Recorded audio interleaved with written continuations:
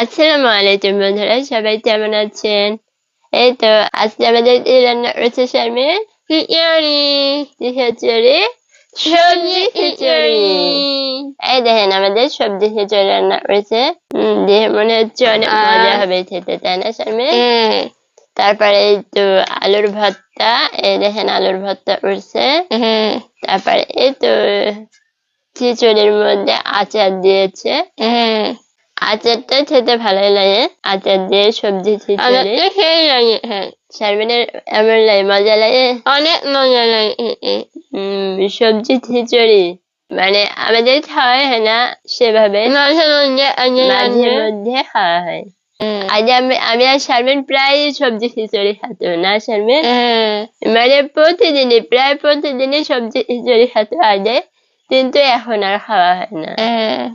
আজকে আবার আমার মাকে বলছিলাম কালকে সবজি খিচুড়ি রান্না করার জন্য, তাই মা রান্না করেছে। দেখেন এখন আর শারমিন আর আমি খেয়ে নি, তাই না শারমিন? তাহলে খেয়ে নি। তুমি ভাত ডালিবা দেবা?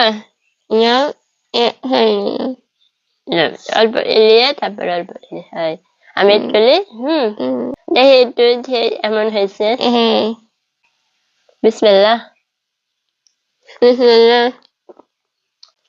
ভালোই হয়েছে না? অনেক আচার লেগেছে তো টক লাগছে। সেই তো আমরা খাওয়া দাওয়া করে নিই শারমিন। তারপরে সবাই ভালো থাকেন, সুস্থ থাকেন। আল্লাহ হাফেজ।